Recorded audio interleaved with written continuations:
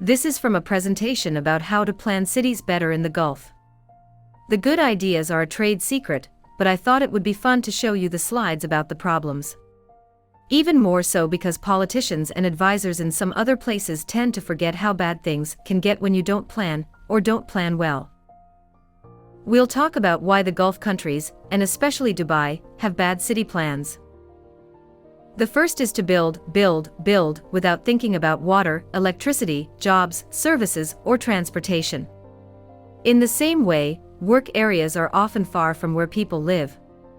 Local planners in one country known for this often say they don't care because they are told to build X homes and Y jobs.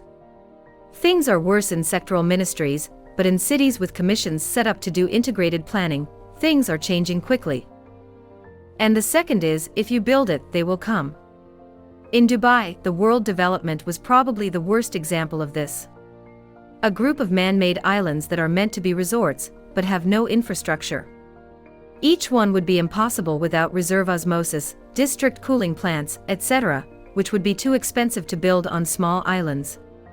Each one would also need its own fleet of water taxis and power plants that run on oil. Only one of the islands has been built on. And the third reason is that it's dominated by cars, which makes life in cities bad. In the 1970s, many Gulf countries got rid of their bus services because they weren't being used. At the same time, a slow revolution in transportation planning was taking place in the rest of the world. In the last 10 years, it's become clear that public transportation needs more money.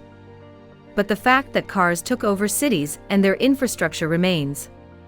Even though Abu Dhabi has given up on plans to build an expressway through its city center, this is only because it hasn't decided on a transportation strategy.